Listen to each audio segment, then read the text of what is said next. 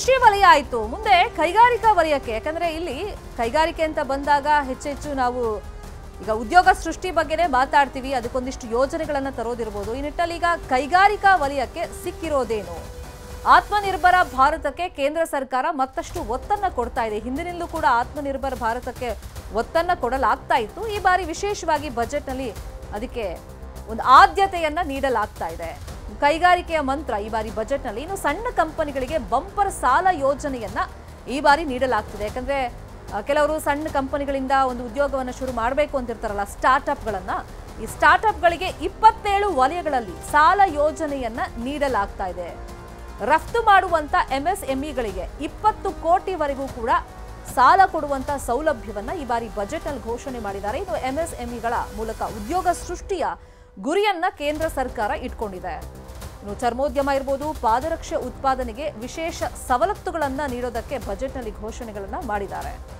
ಹೆಚ್ಚೆಚ್ಚು ಉದ್ಯೋಗ ಸೃಷ್ಟಿ ಕಡೆಗೆ ಗಮನ ಹರಿಸುವಂತ ನಿಟ್ಟಿನಲ್ಲಿ ಈ ಬಾರಿಯ ಬಜೆಟ್ನಲ್ಲಿ ಒಂದಷ್ಟು ನಿರೀಕ್ಷೆಗಳಿತ್ತು. ಅದೇ ನಿರೀಕ್ಷೆ ಪ್ರಕಾರ ಸಾಲ ಸೌಲಭ್ಯವನ್ನ ಸ್ಟಾರ್ಟ್ಅಪ್ಗಳನ್ನ ಮಾಡೋದಕ್ಕೆ 27 ವಲಯಗಳಲ್ಲಿ ಸಾಲ ಸೌಲಭ್ಯವನ್ನ ಈ ಸತ ಕೊಡೋದಕ್ಕೆ ಬಜೆಟ್ನಲ್ಲಿ ನಿರ್ಮಲಾ ಸೀತಾರಾಮನ್ ಅವರು ಘೋಷಣೆಯನ್ನ ಮಾಡಿದ್ದಾರೆ. ಉದ್ಯೋಗ ಸೃಷ್ಟಿ ಅನ್ನೋದು ನಮ್ಮ ದೇಶದಲ್ಲಿ ಒಂದು ಸವಾಲಿನ ಕೆಲಸ ಆಗಿತ್ತು.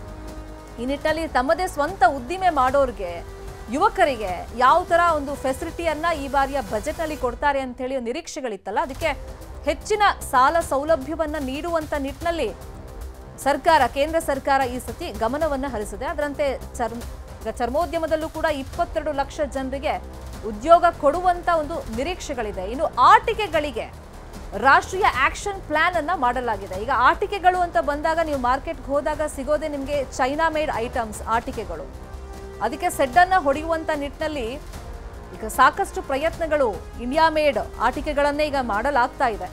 ಇನ್ನು ಮೈಕ್ರೋ ಕಂಪನಿಗಳಿಗೆ 5 ಲಕ್ಷದವರೆಗಿನ ಕ್ರೆಡಿಟ್ ಕಾರ್ಡ್ ಸೌಲಭ್ಯವನ್ನ ನೀಡಲಾಗ್ತಾ ಇದೆ.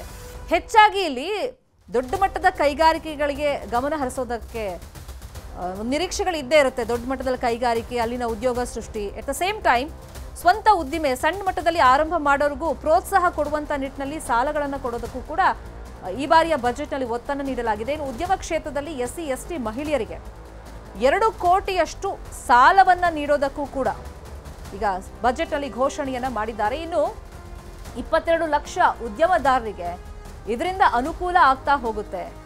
ಈಗ ಕೈಗಾರಿಕೆ ವಲಯದಲ್ಲಿ ಯುವಕರಿಗೆ ಎಷ್ಟು ಆದ್ಯತೆಯನ್ನು ಕೊಟ್ಟಿದ್ದಾರೆ, ಅದೇ ರೀತಿ ಮಹಿಳೆಯರಿಗೂ ಕೂಡ ಆದ್ಯತೆಯನ್ನು ನೀಡಿದ್ದಾರೆ. ಇನ್ನು ಅಸಂಘಟಿತ ಕಾರ್ಮಿಕರಿಗೆ ಹೆಲ್ತ್ ಇನ್ಶೂರೆನ್ಸ್ ಇದು ತುಂಬಾ ಇಂಪಾರ್ಟೆಂಟ್. ಕೊರೋನಾ ಆದಮೇಲೆ ಆರೋಗ್ಯ ಕ್ಷೇತ್ರದಲ್ಲಿ ಮಹತ್ವದ ಒಂದಿಷ್ಟು ಬದಲಾವಣೆಗಳಾಗ್ತಾ ಇದೆ. ಹೆಲ್ತ್ ಇನ್ಶೂರೆನ್ಸ್ ಬಗ್ಗೆ ಜನ ಕಾಳಜಿಯನ್ನು ವಹಿಸ್ತಾ ಇದ್ದಾರೆ. ಈ ನಿಟ್ಟಿನಲ್ಲಿ ಅಸಂಘಟಿತ ಕಾರ್ಮಿಕರಿಗೆ ಹೆಲ್ತ್ ಇನ್ಶೂರೆನ್ಸ್ ಬಗ್ಗೆನೂ ಕೂಡ ಬಜೆಟ್ನಲ್ಲಿ ಘೋಷಣೆಯಾಗಿದೆ. ಇನ್ನು ಸಣ್ಣ ವ್ಯಾಪಾರಿಗಳು ಅಂತಂದ್ರೆ ಅದು ಬೀದಿ ಬದಿ ವ್ಯಾಪಾರಿಗಳು, ಅವ್ರಿಗೂ ಕೂಡ ಸಾಲ ಯೋಜನೆಯನ್ನ ಈ ಬಾರಿಯ ಬಜೆಟ್ನಲ್ಲಿ ಘೋಷಣೆ ಮಾಡಲಾಗಿದೆ.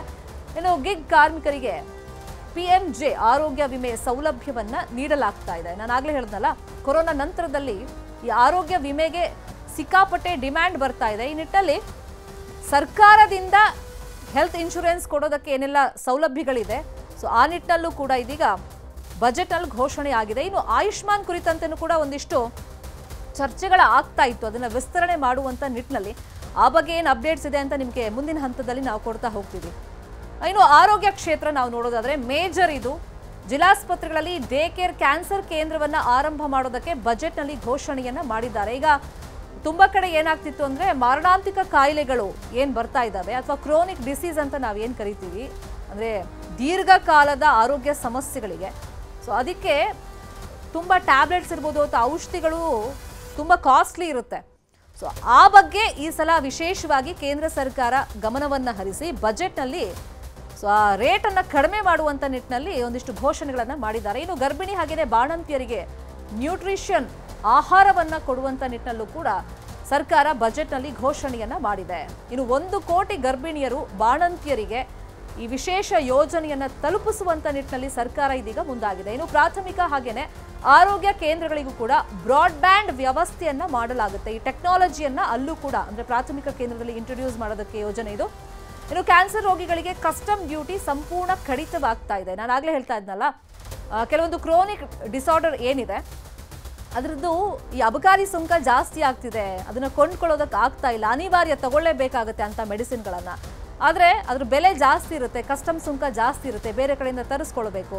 ಸೊ ಈ ನಿಟ್ಟಿನಲ್ಲಿ ಅದರ ಕಡೆ ವಿಶೇಷವಾಗಿ ಈ ಸಲ ಕೇಂದ್ರ ಸರ್ಕಾರ ಗಮನ ಹರಿಸಿದೆ. ಜೀವರಕ್ಷಕ ಔಷಧಿಗಳ ಅಬಕಾರಿ ಸುಂಕವನ್ನ ಕಡಿತ ಮಾಡಲಾಗಿದೆ. ಇದೊಂದು ಆರೋಗ್ಯ ಕ್ಷೇತ್ರದಲ್ಲಿ ಈ ಬಾರಿ ಬಜೆಟ್ನಲ್ಲಿ ಕೇಂದ್ರ ಸರ್ಕಾರ ಇಟ್ಟಿರುವಂತಹ ಒಂದು ಮಹತ್ವದ ಹೆಜ್ಜೆ ಅಂತ ಹೇಳಿದ್ರು ತಪ್ಪಾಗೋದಿಲ್ಲ. ಇನ್ನು ಪ್ರಮುಖ 30 ಔಷಧಿಗಳಿಗೆ ಅಬಕಾರಿ ಸುಂಕದ ವಿನಾಯಿತಿಯನ್ನ ನೀಡಲಾಗ್ತಾ ಇದೆ. ಬಡವರಿಗೆ ಮತ್ತೆ ದೀರ್ಘಕಾಲದ ಮತ್ತೆ ಮಾರಣಾಂತಿಕ ಕಾಯಿಲೆಯಿಂದ ಬಳಲ್ತಾ ಇರೋರಿಗೆ ಇದು ಅನುಕೂಲವಾಗಬೇಕು ಅನ್ನೋ ನಿಟ್ಟಿನಲ್ಲಿ ಕೇಂದ್ರ ಸರ್ಕಾರ ಈ ನಿಟ್ಟಿನಲ್ಲಿ ಹೆಜ್ಜೆಯನ್ನ ಇಟ್ಟಿದೆ.